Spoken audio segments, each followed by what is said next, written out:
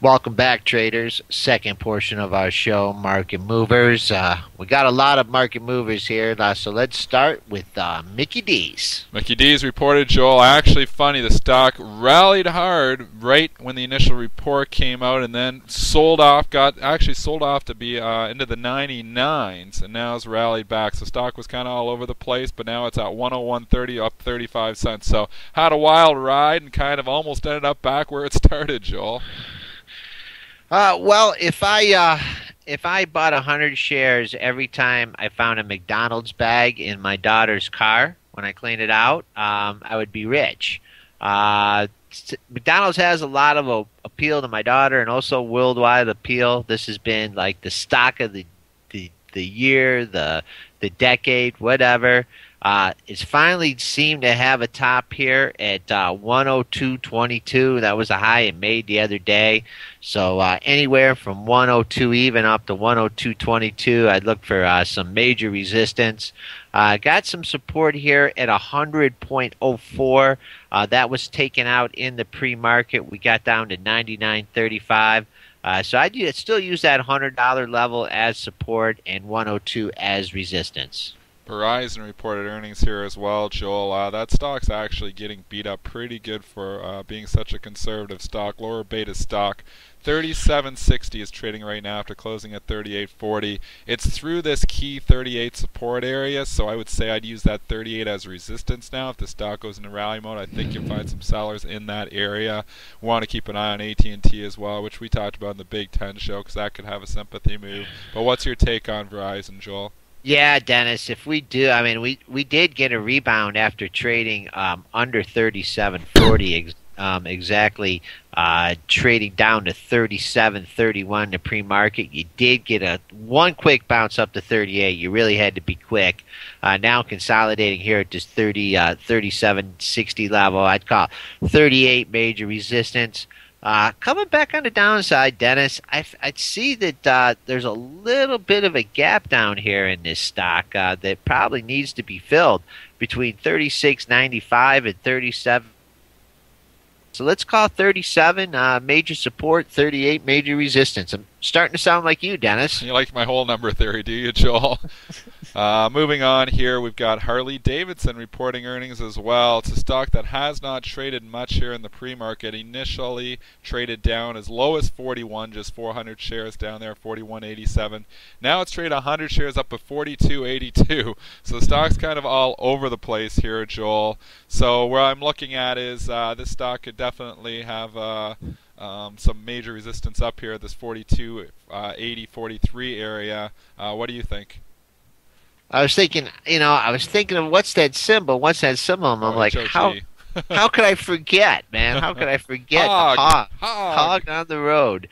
Hog is spent a little bit of time over $42 here, and now it seems to be busting out from that level. I guess what you need to do is you need to keep an eye at right where it is right now, 42.82. That's been the high of the move here. It's actually been the high since this stock bottomed back in August. So 42.82 is huge, Dennis. I'd keep an eye on that. I'd make my swing number. If it can't hold that, I'd expect it to come down and fill the gap down to the $42 level. If in fact it does get through this 42.82 level and people get all excited, look for major resistance 44.08, which was our high back on August 1st. DuPont, which is symbol DD, reporting earnings as well. This stock just trading flat here, 49.35. It's where it closed. That's where it's trading right now. Can't really decide which way it wants to go. If it does go into rally mode, this $50 is huge, Joel. We topped out here. If we go back almost exactly at 50 back in early November, I think that's where it wants to test. We were also bottoming out there in June, so if you're a big fan of support becomes resistance, it did in November. Maybe it continues to be resistance here in January. Gets above 50, all bets are off, but I bet you we see some pretty good high-frequency traders selling this thing in the 49.80s and 49.90s. Yeah, is there any size associated with that, Dennis? Can't really see much, but so many hidden orders and everything now. It's hard to say. Just looking at the chart, it's such a technical level. You gotta think there's gonna be some sellers there. Yeah, it's actually been stopping shy of there, so it looks like the high frequency traders are jumping the gun on high frequency traders here. Yeah, that could be. 6 and 68 have been the highs the last 2 days. Those have been the highs of the move. So let's call that 49.67 major resistance. Two closes here, right in the same area. 49. Well, actually, four closes between 49.40 and 49.35 and 49.45. So really consolidating here. 49.07 yesterday's low. I'd call that minor support. So the range today in DuPont, 49 to 49.67. Moving on here, Joel, we've got VMware, which reported last night. That stock actually rallied. It actually was funny. It sold off significantly on the initial report. Sold all the way up into 80. I think you can grab the low. It's like 81 or something. Something crazy. Immediately bounced back up and then started trading up. So, whatever they've seen right off the hop, a minute or two later, they turned around and decided they liked it. Stock is up over $4 right now. It's trading $90.59 after closing at 86. Remember, EMC owns a big chunk of this company, so EMC is having a sympathy move as well. I'll just bring the chart for you up on EMC. It's trading up at 24 and a quarter right now after closing at 23.44. If you're looking at resistance on EMC, that's up in the 25 area. Maybe Joel can do a technical on both of those stocks for us. VMware first, Joel. Yeah, VMware, you're correct, Dennis. It did hit 81.50. So you folks that were looking to buy several standard deviations from the close, you got it there. Don't think it's going to see that here today, but it has a better chance of testing this 91 level. It's hit that in the pre-market a few times, and so I look for resistance starting at probably 90.75 all the way up to the $91 level. Also, if you do get through there, I mean, I don't know how much more this thing can run. There was a straight down move from 95, so 91 to 95, there's a lot of air. Coming back on the downside, we go into a sell-off mode, and if in fact we get below $89, I expect the stock to go back and get back some of those gains. Looking at EMC, as you said, is a substantial owner in this company. They had major resistance at $24. Dennis, is any size in the book still there at 24? A little bit that might try to put but not enough. I don't think that's going to put a cap on. It's traded so many shares this morning. I mean, EMC's traded millions of shares here already this morning. So it's hard for me to think that, a 50,000 share order on the NYSE is going to do anything to really stop the momentum in this thing. So, if it was to open the 24, it probably continues to rally, but I think it probably opens over 24.